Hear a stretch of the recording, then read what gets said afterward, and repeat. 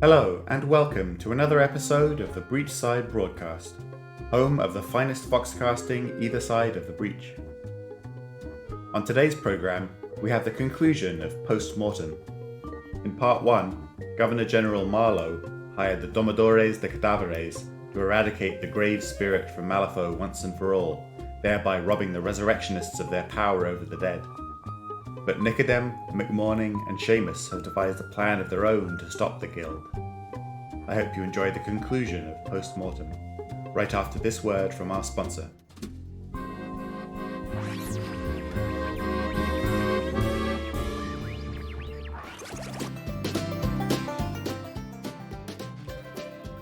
This episode of the Breachside Broadcast is brought to you by the Domodores de Cadaveres. When you need a true artist of death who moves to the rhythm of corpses and keeps time with the vilest necromancers, contact the Domodores de Cadaveres. Our troupe will banish the shambling zombies from the dance floor with dazzling displays of artistry.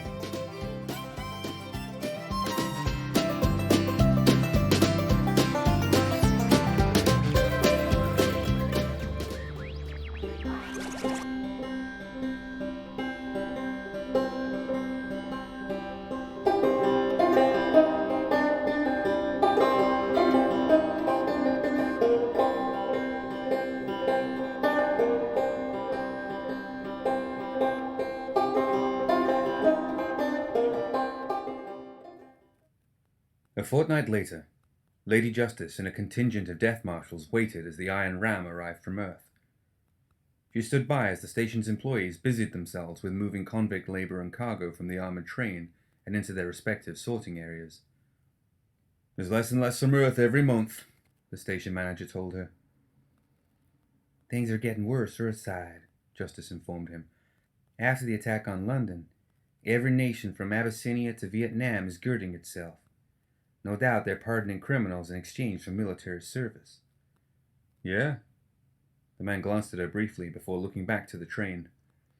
"There are rumors that Russia's started pulling its diplomats back from the embassies, and that the King's Empire and Abyssinia aren't just fighting monsters and cultists. Rumors are they're starting to expand their borders."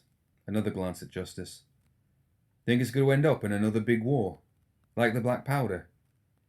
"We were children fighting over scraps then," Justice said, frowning at the thought. "Technology has advanced 100 years, and there are 100 times as many soulstones back on Earth. If war does break out, it'll make the Black Powder Wars look like a Chinese firecracker." She caught sight of the Domodores de Cadaveres disembarking from the train. "Excuse me." The necromancers were not what Justice had expected. Most of the resurrectionists she'd encountered were half-mad lunatics howling at the moon, or old men in robes who spoke of death with creepily familiar affection. The Spanish necromancers, however, moved with the vibrancy of a dancing troupe, and they were dressed for the same. The men wore colourful tights and vests, the women flowing dresses. Their mannerisms exuded a kind of lively energy that immediately put Justice on edge. "Que prisa!" The leader of the troupe was an older man with a sharply cut goatee. His accent was heavy, similar in some ways to Perdita's, but different enough that she could never mistake them for being kin. "I was told to be on the lookout for a woman dressed as Justice herself. I take it you are Dama di Justicia." "I am Lady Justice," she replied, offering him her hand. "Federico Hoja. It is an honor." He took her hand but stopped short of actually kissing it. "Ah, this is the hand that has delivered death. We have heard of you back home, Lady Justice.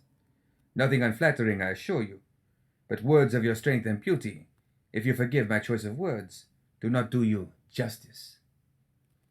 She tried to ignore the flush she felt in her cheeks. "If you'll follow me, we have prepared temporary quarters for you in the Enclave. The escort is waiting just outside the station."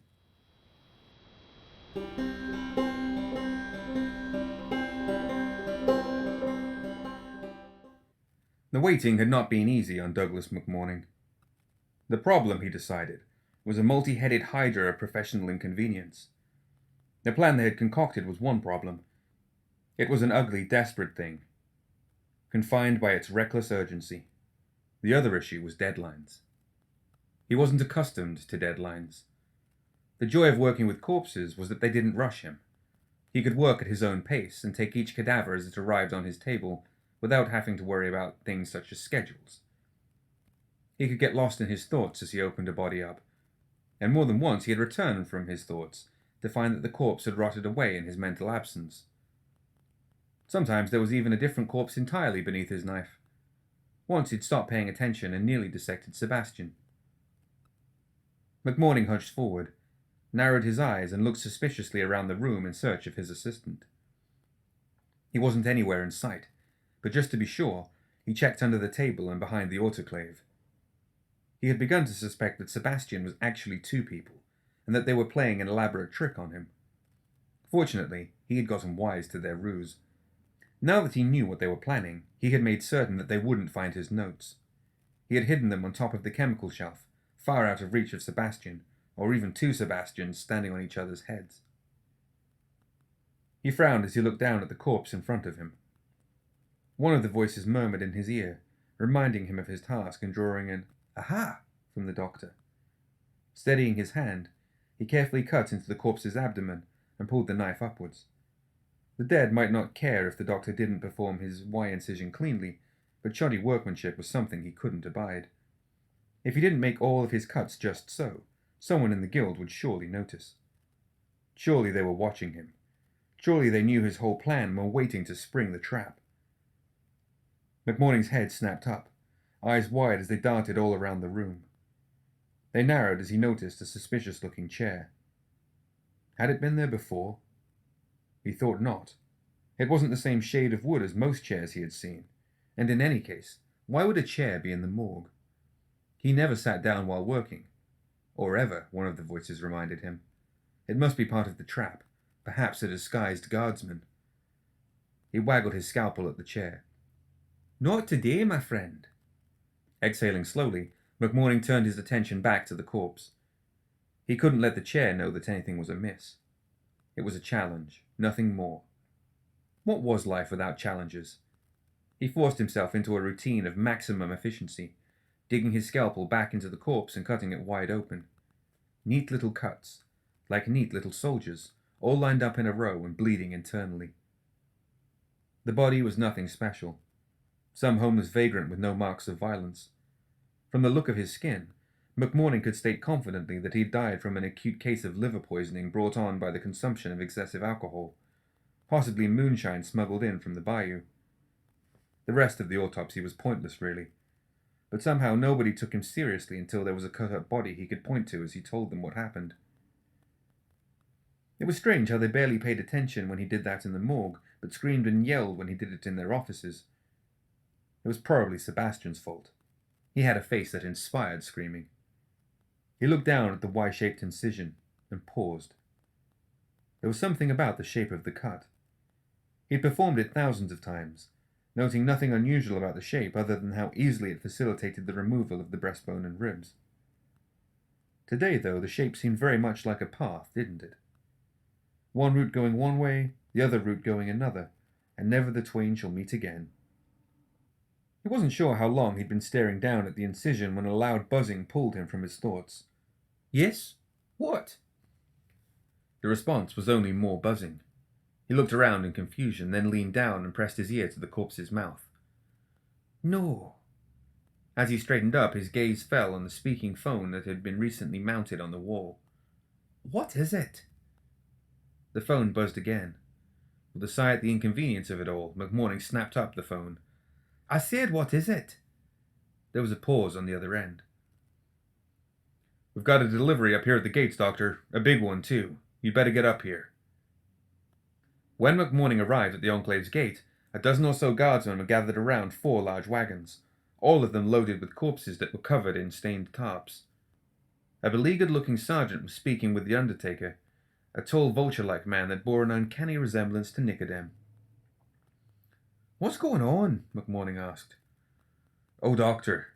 The sergeant gave a salute. "The undertaker here found, well, a massacre, sir."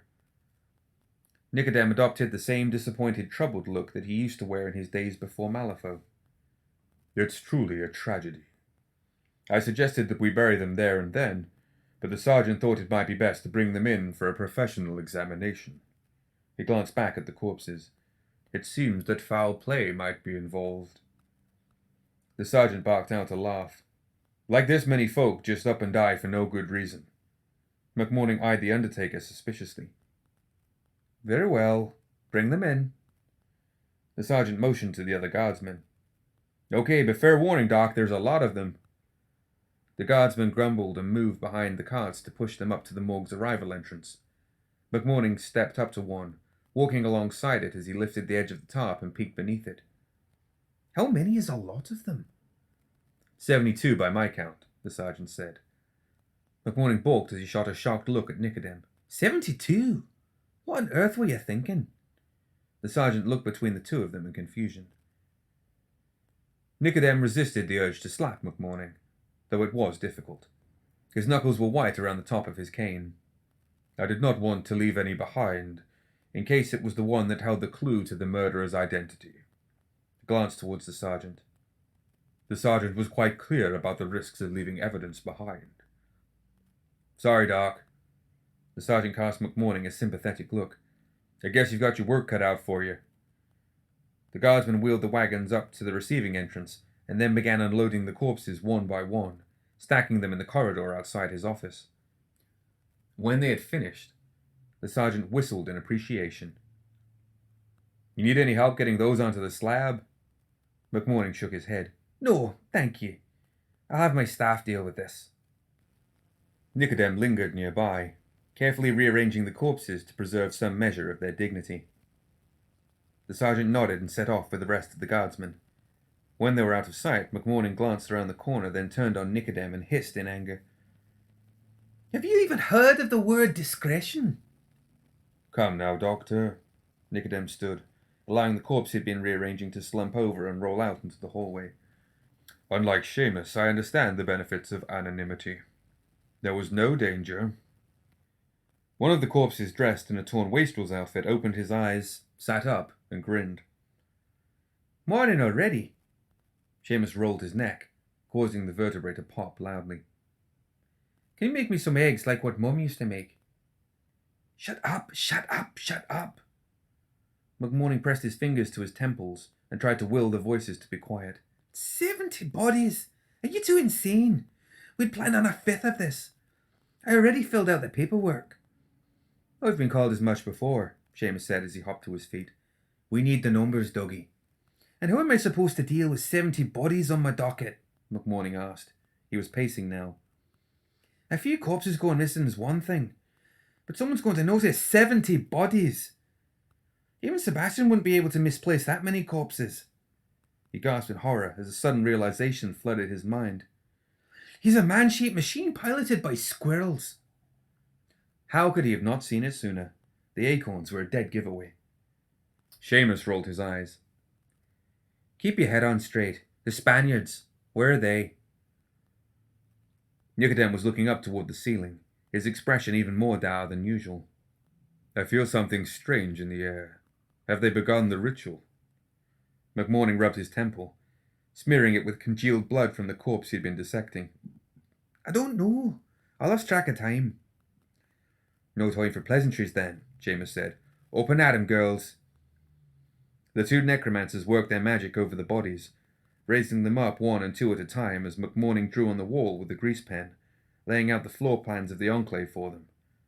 Here and there he marked down the secret doors that he was certain existed, despite his failure to find them.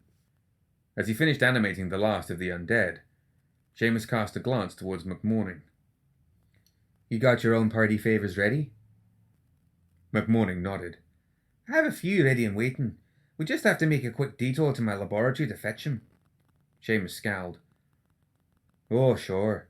We'll just leave this whole menagerie waiting around in your office until we get back. Maybe dress them up as pretty nurses along the way. He placed his hat atop his head and patted it into place. Daft idiot. What do you have here? Well, McMourning eyed the door to his office. I have one or two Sebastians in the Chihuahua. Nicodem pinched the bridge of his nose between his fingers. Then you will have to lead the way, he said, his voice betraying his exasperation with his partners. McMourning ground his teeth. "This way," he said.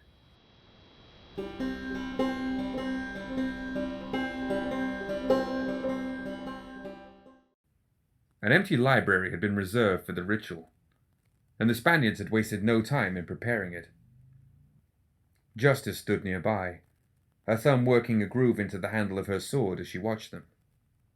The death marshals had taken up defensive positions both inside and outside the room, filling the corridors. It was enough men to stop an army, or so Justice hoped. The air had been tense upon arriving at the Enclave, charged like before a storm. When they'd returned from the station, she'd sent messages to every death marshal she had, ordering them back to the Enclave. Hopefully their presence would not be necessary. Hopefully she was just being paranoid and the ritual would go off without a hitch. Or perhaps they would come. The tension wasn't just her gut instinct. Her death marshals felt it too.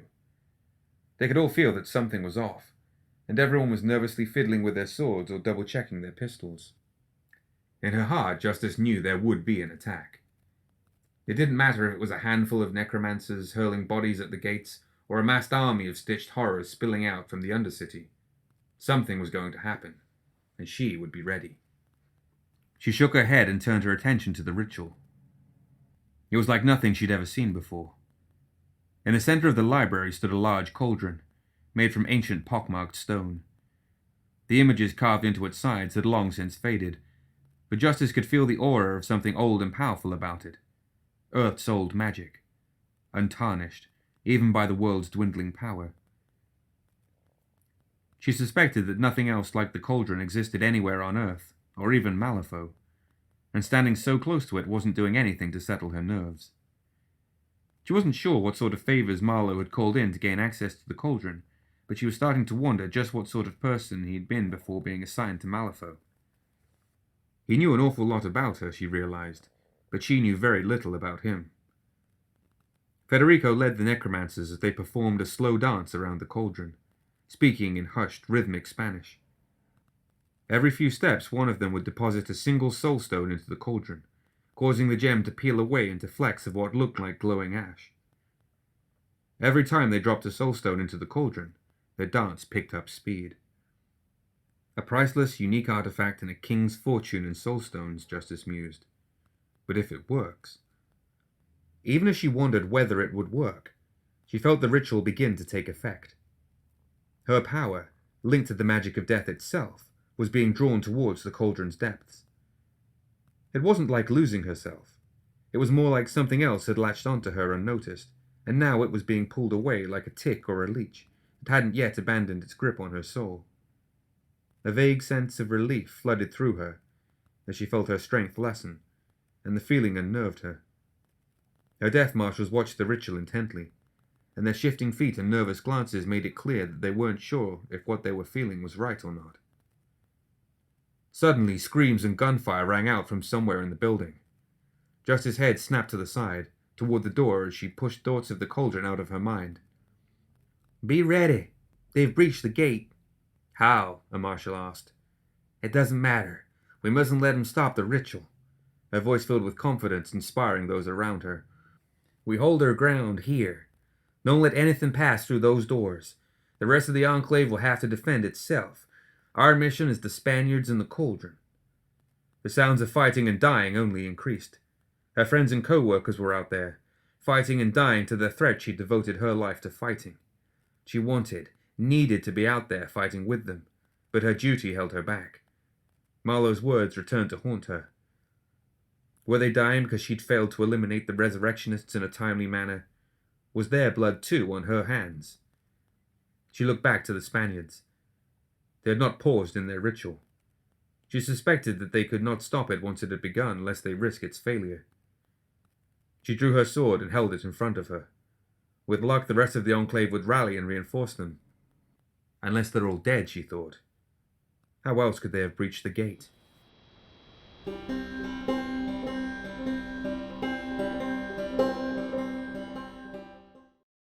A guardsman collapsed, screaming as a pair of Seamus's bells fell on him with daggers, cutting and biting in equal measure. "Don't render them useless," Nicodem scolded. "We need their corpses." Seamus rolled his eyes. "He's off, girls. He's one of the party now." The bells withdrew, and Nicodem raised the dead guardsman to his feet. Blank-eyed and still bleeding, the guardsman turned and joined the others attacking a barricade that had been hastily constructed by office workers. As they broke through the pile of filing cabinets, the hapless accountants and secretaries inside sent up a chorus of screams. Not that one! McMourning winced as one of the accountants was cut in half by a sword-wielding zombie. She organizes the birthday parties. Get with the game, doggy, Seamus called. He opened fire with his flintlock as a guardsman came around a corner, catching the young man in the temple, and he fell without a word. With a whistle, Seamus tossed the battered dress to the ground in front of him and animated his corpse. The zombie climbed to his feet while pulling the dress over his head. Try to stay toward the back, Seamus murmured in a stage whisper to the zombie. I've a reputation to keep. Faster, you two, Nicodem called. More are coming. A hand grasped McMourning's leg. A wounded secretary had tucked himself under his desk, clutching an oozing gut wound. McMourning, help me, the man wheezed. His face was pale and pained. McMourning clenched his teeth. He reached down, patted the man's shoulder with one hand, and then reached in and pulled his guts out with the other. He pulled until there was nothing left in the man to pull, and his screams and flailing limbs had both stilled. McMourning looked up to find Nicodem watching him. That seemed excessive, the stately necromancer noted. Come, I can feel the ritual building. We do not have much time.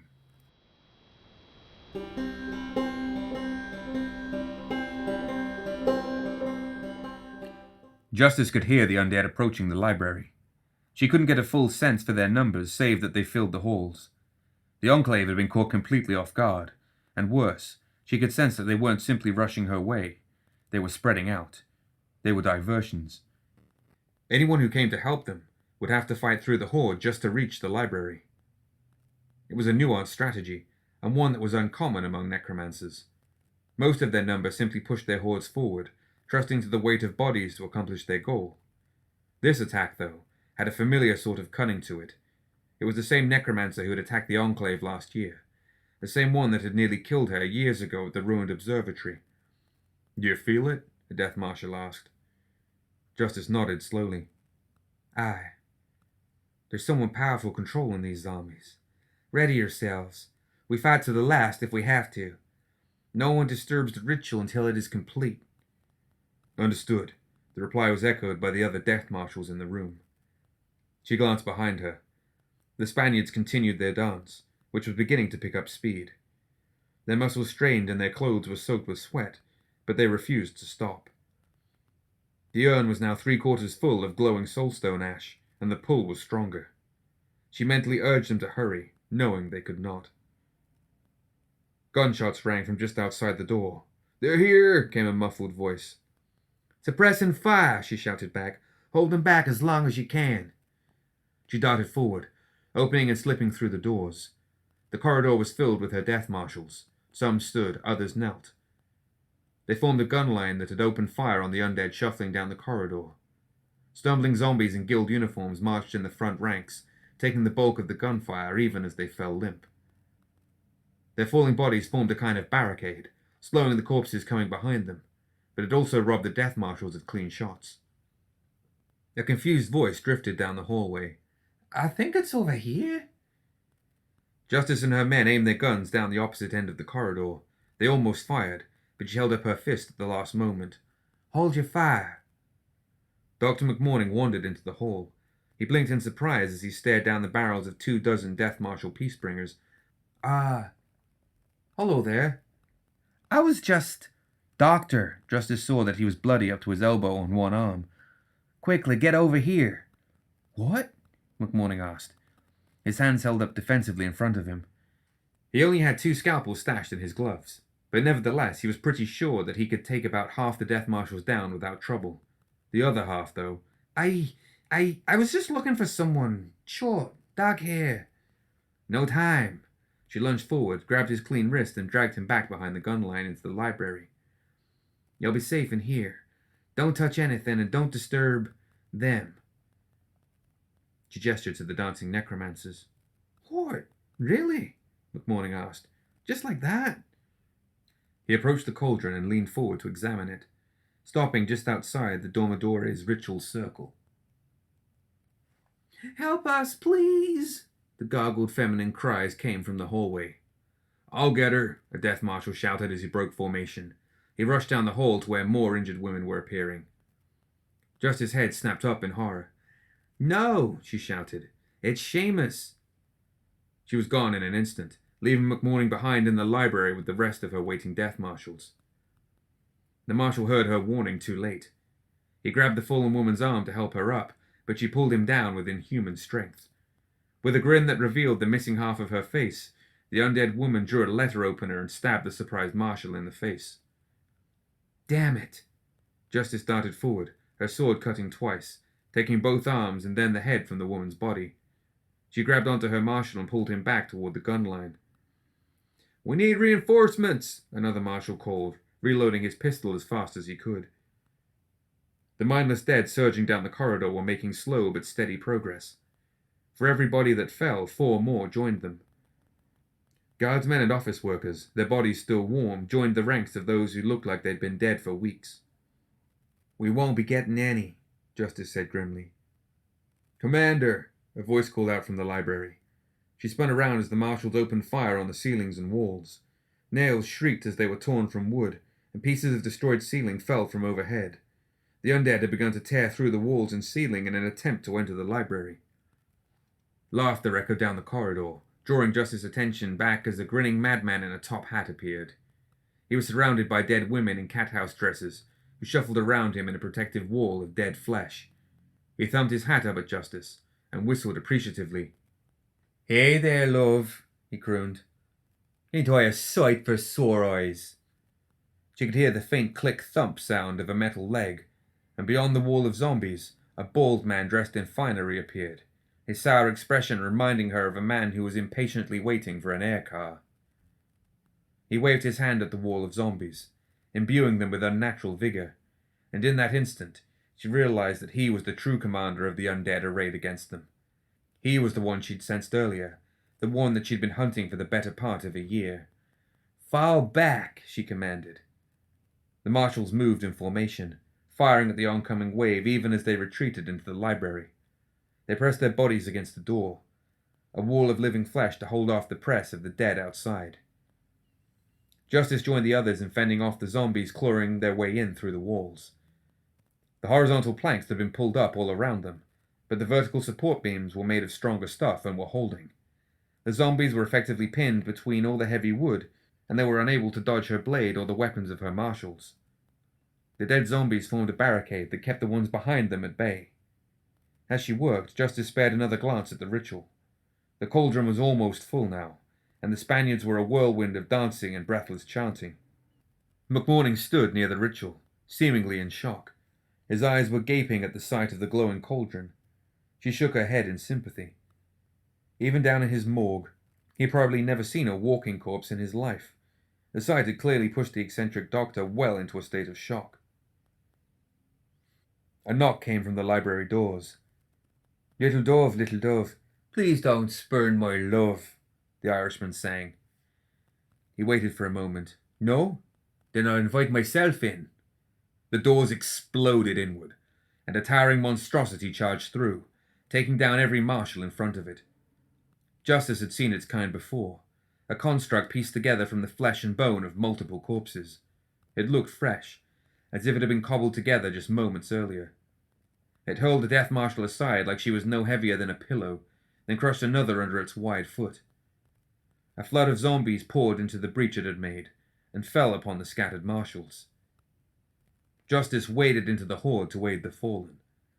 The construct swung a skull-crushing blow her way, but she dove under it and slashed at the thing's knees, only to feel her blade connect with the steel plates that protected its joints. Undeterred, she reversed her slash and cut the knee open from the back. The construct teetered and fell without a sound, crashing down on its smaller kin. She put her blade through the monstrosity's brain and was rewarded with its final death.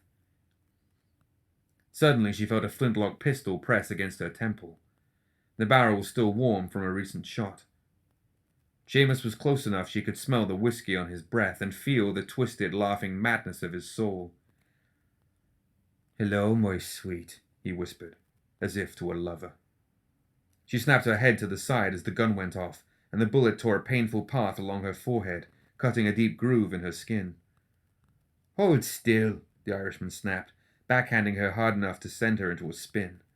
Her reflexes kicked in, and she turned the fall into a roll and tumbled out of his reach. "Go get her," he commanded. The whorehouse zombies rushed Justice with knives and grasping claws.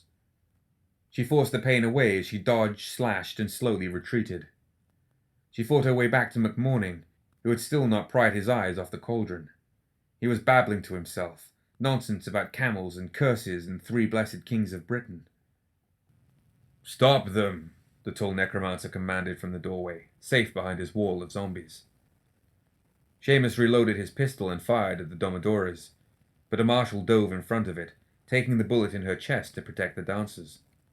Seamus cursed and immediately started reloading his pistol. "You don't have a hope, missy."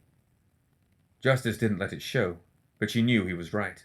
The dead were still pressing in from all sides, and her death marshals were falling faster than she could help them.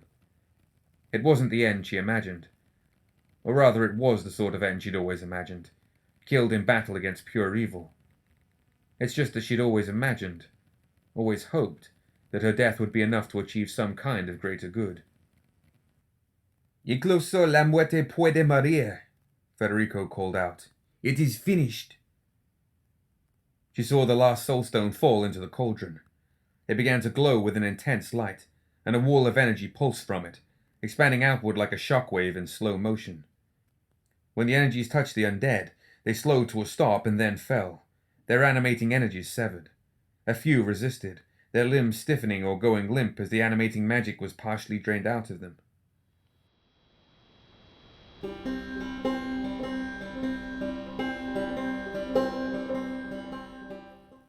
"No!" Seamus cried out as one of his bells crumpled before him. Nicodem's undead fared somewhat better, but the 2 necromancers had little choice but to retreat from the expanding pulse of energy. As the energy washed over Justice, she felt her senses leave her, plunging her back into a world of true darkness. She staggered down to one knee, her head lowered as she tried to quell the panic in her heart. "Now," Lady Justice cried, "take them out." The remaining death marshals regrouped and moved through the remaining undead toward the necromancers, cutting down any that still stood against the cauldron's magic. The zombies seemed too weak or confused to put up any sort of resistance. Seamus shouted one last time to McMourning, "Do something!"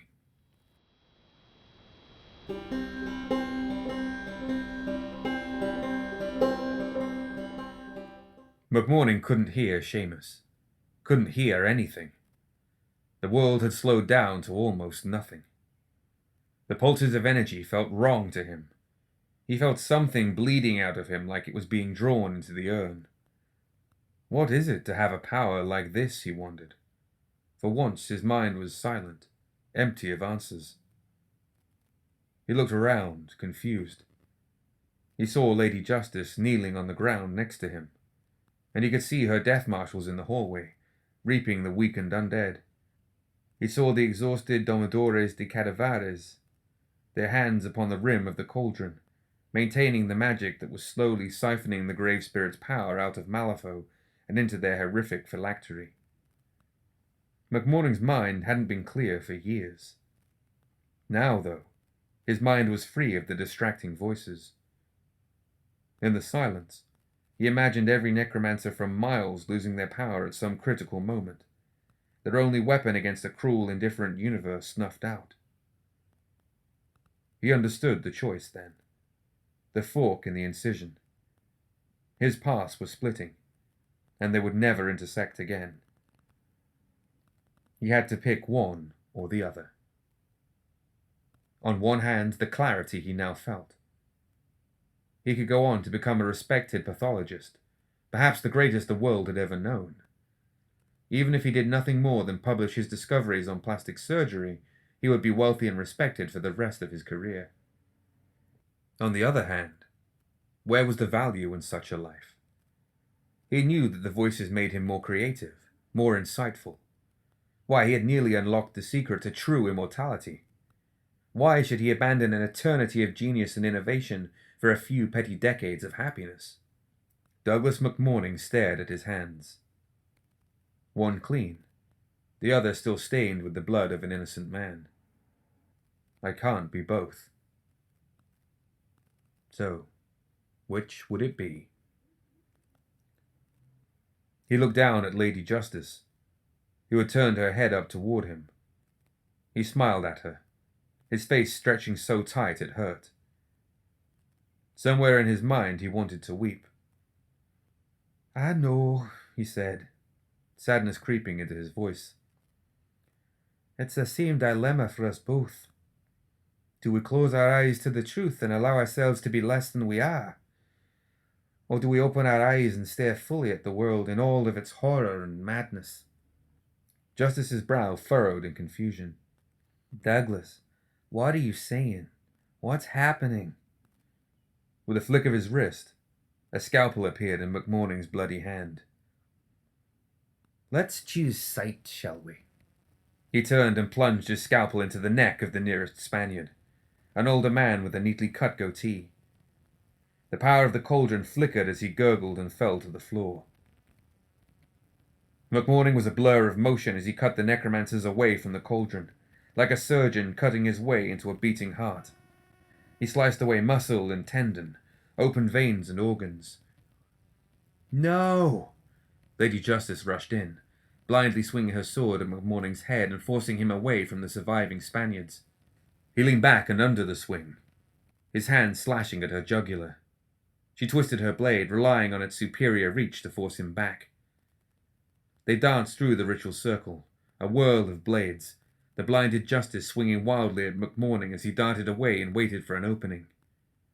Justice was a fine swordswoman, one of the best the guild had to offer, and even blinded, McMourning shouldn't have been able to dodge her attacks.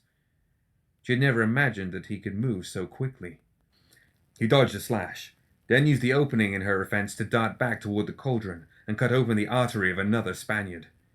He pushed her over, sending her bleeding body crashing down at Justice's feet.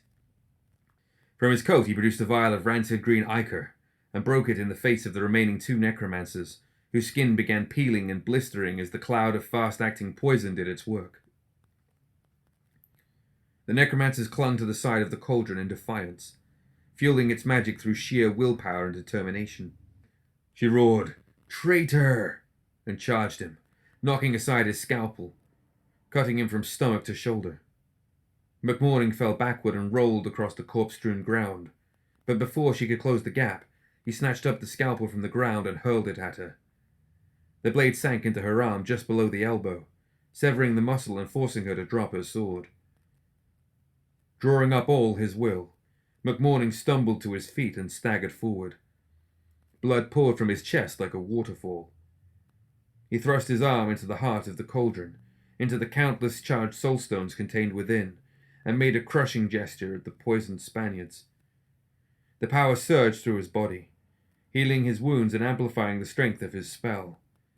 The heads of the poisoned Spaniards burst in a spray of toxic green poison, splattering across the cauldron, Justice, and himself. The stone sizzled as Justice stumbled backwards. McMourning knew that he only had a moment left to act.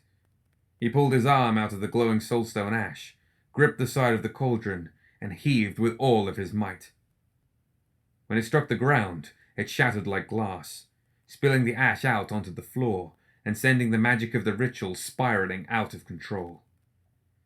The energy of the ritual collapsed, plunging the room into comforting darkness. Justice and McMourning both grabbed their heads, the former as her enhanced senses came rushing back in a tidal wave of information, the latter as the voices flooding back in a choir of cacophonous screaming and chattering. 2 hallways away, Seamus let out a chilling laugh as he felt an ancient presence surge past him, back out into the world. "Yes! He did it!" The undead pulled themselves to their feet and surged back into the fray, catching the surprised death marshals off guard. The zombies that had fallen to the cauldron's magic rose anew to pin the death marshals in on both sides. Justice turned her head upwards towards McMourning as she stumbled to her feet. You traitorous bastard. She was swaying almost drunkenly as she tried to regain her sense of balance. I'll rip you apart with my bare hands. The east wall of the library collapsed inward, and the rest of Nicodem's undead forced their way into the library. They ignored McMourning, passing around him like water. He took the opportunity to head for the exit they had made. Consider this my resignation, he called out behind him. I'll send Sebastian for my things. Nicodem and Seamus were waiting for him on the other side of the wall. Nicodem gave McMourning a respectful nod of gratitude. Knew you had it in you, Doctor, Seamus said as he tipped his hat, and then he was gone. McMourning glanced back at the zombies swarming into the library. Think that will kill her? Nicodem snorted. Doubtful. He started retreating down the hallway, not even bothering to look back at Justice, who was at the heart of a growing circle of fallen zombies and rallying death marshals. She's annoyingly tenacious.